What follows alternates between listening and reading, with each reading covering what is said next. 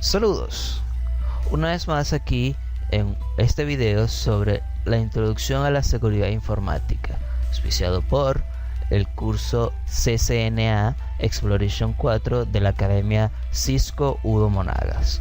Este video fue llevado a ustedes gracias a Manuel Domínguez y mi persona Luis Rangel. Esperen que les sea de su agrado y sea de comprensión para ustedes. Sin más que agregar, empecemos. En muy poco tiempo, las redes informáticas crecieron en tamaño y en importancia. Si la seguridad de la red se encuentra afectada, podría tener consecuencias graves, como la pérdida de privacidad, el robo de información e incluso responsabilidad legal, para que esta situación constituya un desafío aún mayor. Los tipos de amenazas potenciales a la seguridad de la red se encuentran siempre en evolución. La seguridad es un tema amplio que cubre una multitud de pecados. En su forma más sencilla, la seguridad se ocupa de garantizar que los curiosos no puedan leer, o peor aún, modificar mensajes dirigidos a otros destinatarios. Tiene que ver con la gente que intenta acceder a servicios remotos no autorizados.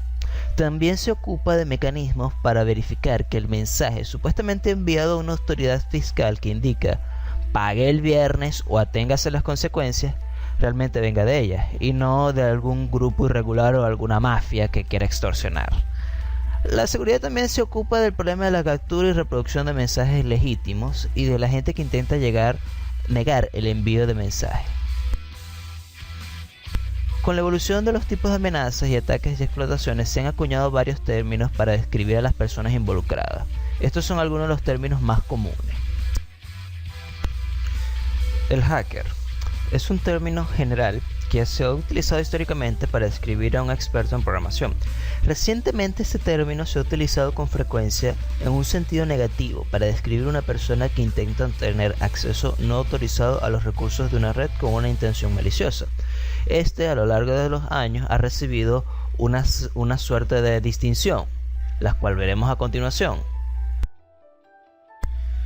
Entre ellos tenemos el hacker de sombrero blanco.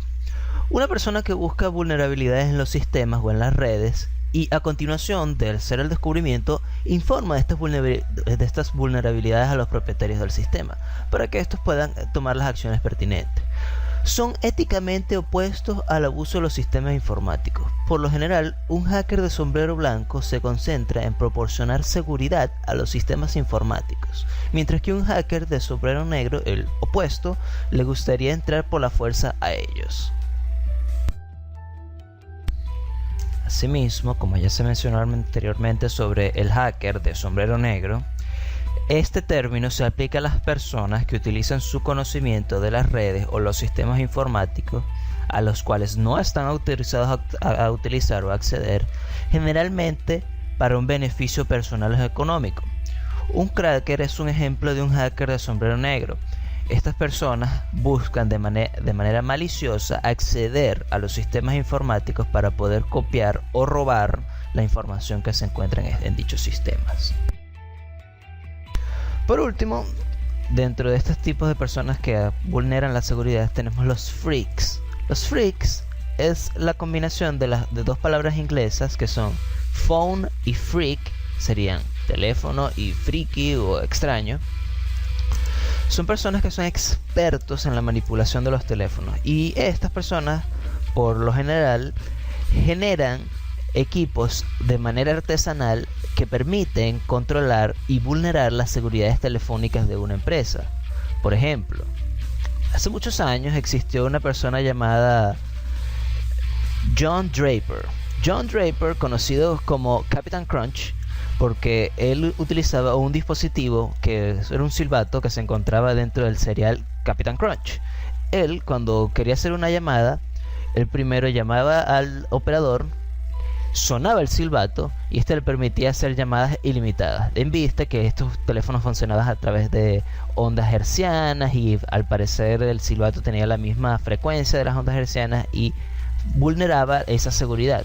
Posteriormente este problema se solucionó, pero luego es una forma de identificar de cómo se comportan estas personas.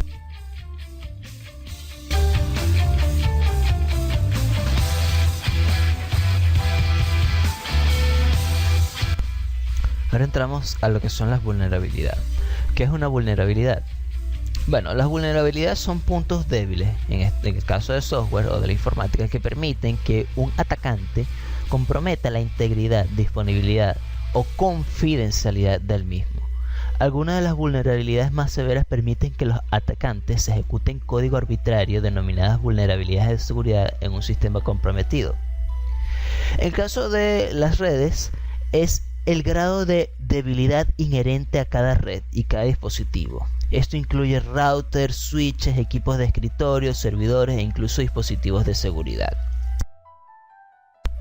Vulnerabilidades tecnológicas. Bueno, las vulnerabilidades tecnológicas, informáticas y de red tienen debilidades de seguridad intrínsecas entre ellas. Por lo menos tenemos las debilidades del protocolo TCP/IP, las debilidades del sistema operativo y las debilidades de los equipos de red, ¿no? Ya esto bien sea, por ejemplo, las debilidades propias de los paquetes que tienen el protocolo de direccionamiento TCP/IP, las propias debilidades intrínsecas de los sistemas operativos, ya sea Windows, Linux o Macintosh, y las debilidades propias de los equipos de red, que son las debilidades que tienen los equipos de hardware propiamente dicho, porque en vista de que estos son equipos creados por el hombre, tienen un margen de error, pues. Las vulnerabilidades de configuración son cuando a los equipos de redes se les ha aplicado una mala configuración, una mala adecuación a la red por parte de los ingenieros de redes encargados de administrar la red.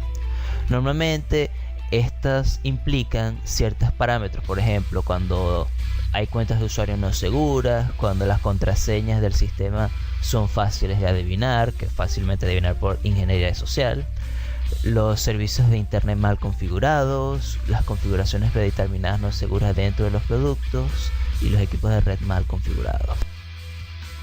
Tenemos entonces las vulnerabilidades de las políticas de seguridad.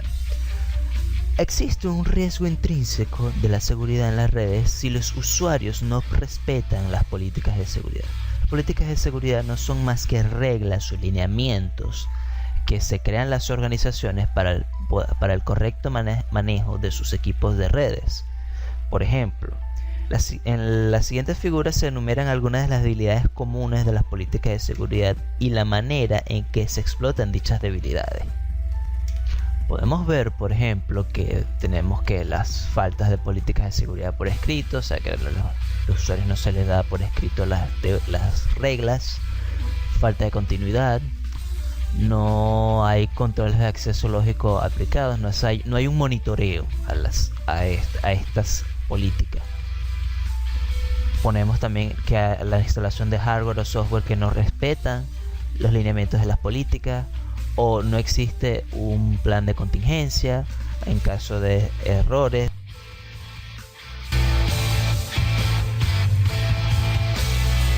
Ok, entonces entramos a las amenazas de infraestructura física.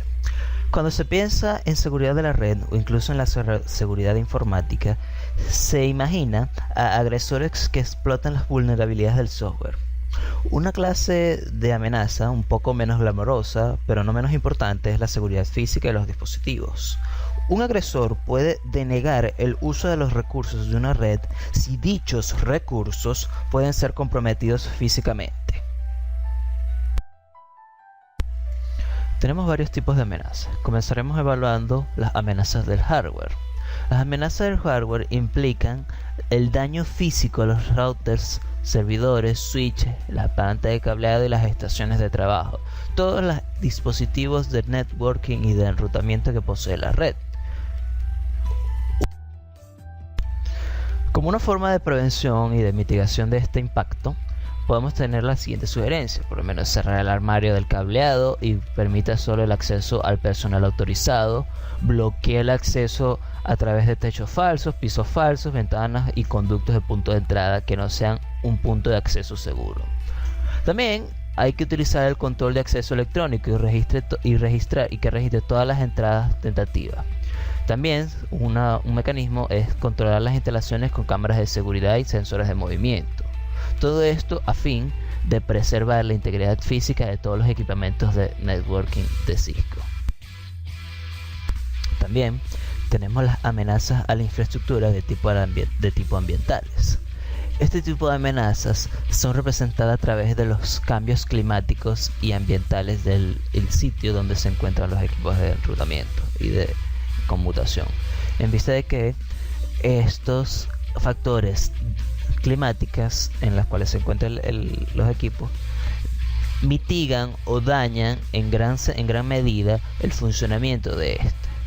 Por ejemplo, las temperaturas extremas son un factor que pueden dañar la seguridad de la red. Las condiciones extremas de humedad, que también generan daños, porque estas humedades a través de estos circuitos electrónicos, que son muy sensibles a este tipo de cosas, pueden llegar a generar un cortocircuito. Una técnica de mitigación de este impacto que tiene el ambiente sobre la seguridad de las redes, primeramente se tiene que hablar de crear un ambiente propicio para estos equipos, de manera de que el impacto que se ve por medio de las altas o las muy bajas temperaturas no afecten a la seguridad del hardware. ¿Qué quiere decir con esto? Bueno, se debe mantener siempre una temperatura constante, ¿no? ¿Cómo se mantiene esto? Bueno, mediante un control electrónico de temperatura. Normalmente se ve esto a través de un aire acondicionado que mantenga siempre una temperatura apropiada. Normalmente entre unos 20-22 grados centígrados. También se debe buscar el flujo de aire positivo. Normalmente en estos lugares el aire se concentra mucho y es adecuado que en estos sitios haya un flujo de aire constante. Puede ser a través de abrir sus ventanas o abrir las puertas para manera de que fluya ese aire, ese nuevo aire. Una amenaza muy común y muy constante y muy seria es las amenazas de tipo eléctrica. Cuando es como por tratarse de estos equipos electrónicos, estos sufren las mismas consecuencias que tienen otros equipos electrónicos por subidas bruscas de electricidad o por falta de alimentación.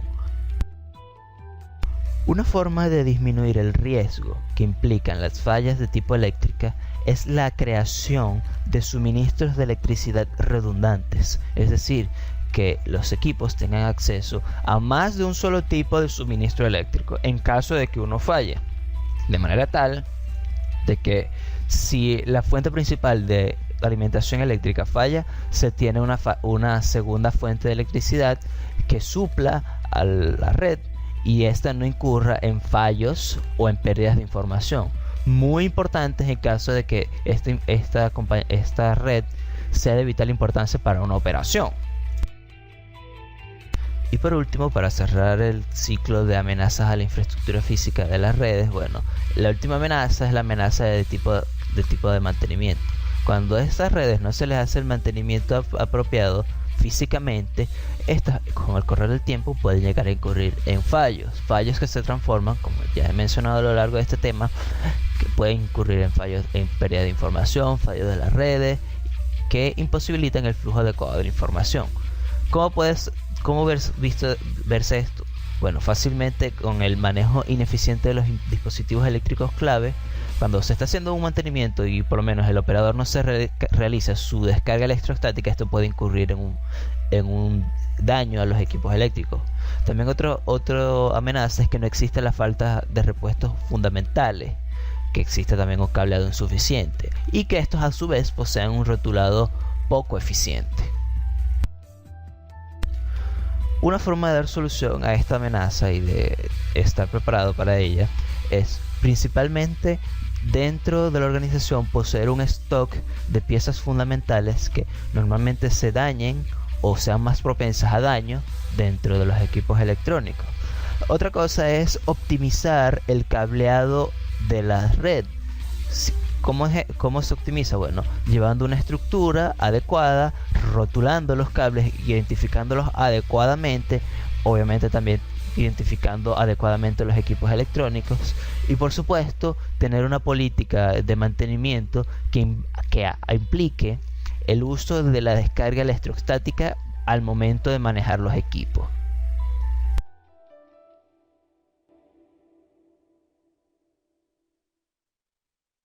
Ahora evaluaremos los posibles ataques a una red que pueden ser llevados a cabo por terceras personas a fin de hacerle daño a la red. Estos tipos de ataques se concentran en cuatro tipos fundamentales. los ataques de reconocimiento, los ataques de acceso, los ataques de denegación de servicio y los virus, gusanos y caballos de Troya.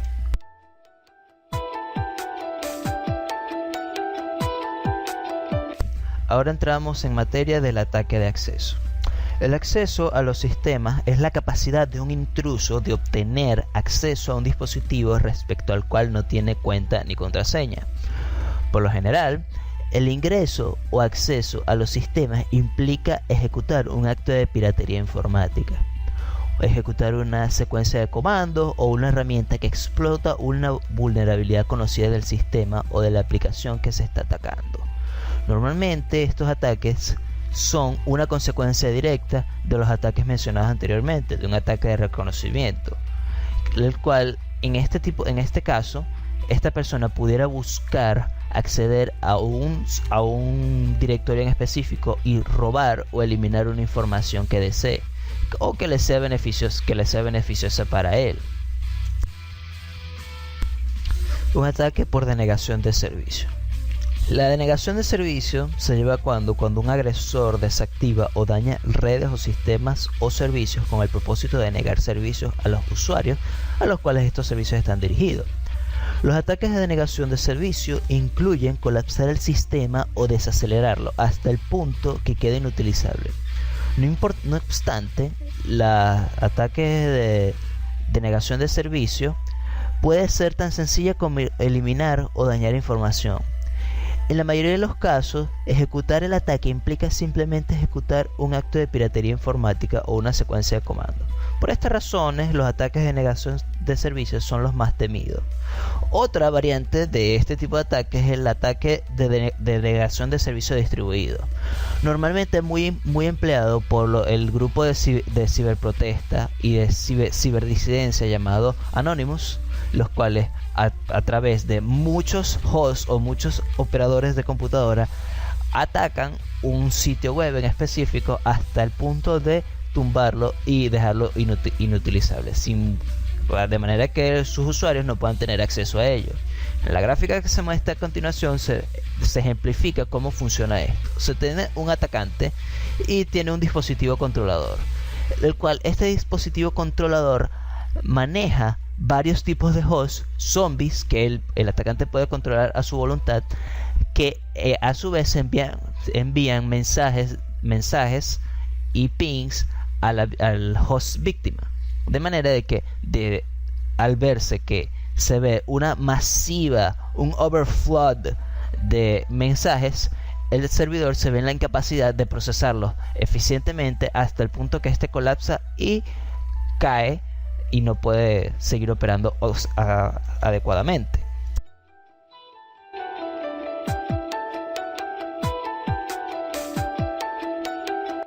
Ya para finalizar, entramos en temas más generales sobre cómo deben llevarse a cabo las relaciones humanas con los equipos. Es aquí donde entran en acción las políticas de seguridad. ¿Pero qué es una política de seguridad? Bueno, se suele definir como el conjunto de requisitos definido por los responsables directos o indirectos de un sistema, que indica en términos generales qué está y qué no está permitido en el área de seguridad durante la operación general de dicho sistema. Al tratarse de términos generales aplicables a situaciones o recursos muy diversos, suele ser necesario refinar los requisitos de la política para convertirlos en indicaciones precisas de qué es lo permitido y lo denegado en cierta parte de la operación del sistema, lo que se denomina como política de aplicación específica. Una política de seguridad es un documento dinámico, en el sentido de que se trata de un documento que nunca está terminado y que se actualiza constantemente con los cambios operados en los requisitos de la tecnología y de los empleados. Actúa como puente entre los objetivos de la administración y los requisitos específicos de la seguridad.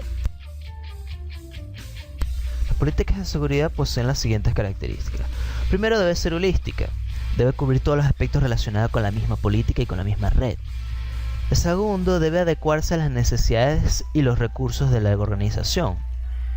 Debe ser atemporal. El tiempo en el que se aplica no debe influir en su eficiencia y eficacia. Se deben definir estrategias y criterios generales a adoptar en distintas funciones y actividades donde se conocen las alternativas ante circunstancias repetidas.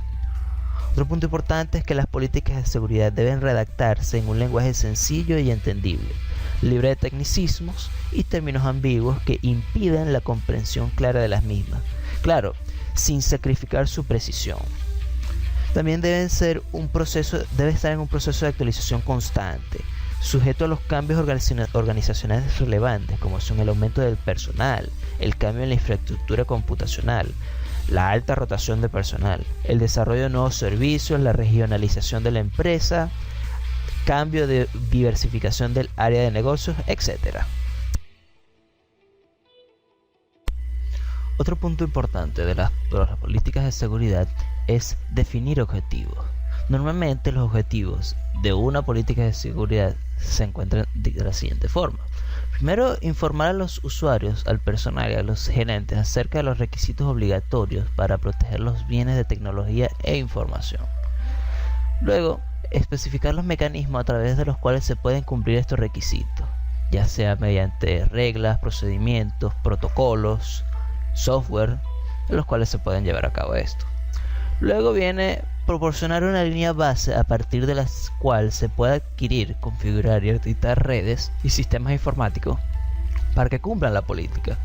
¿Qué quiere decir con esto? Bueno, se debe crear manuales de procedimiento, protocolos de acción, etc. Y con esto damos por concluida la presentación. Espero que les haya sido de utilidad. Nos despedimos y muchísimas gracias por su atención.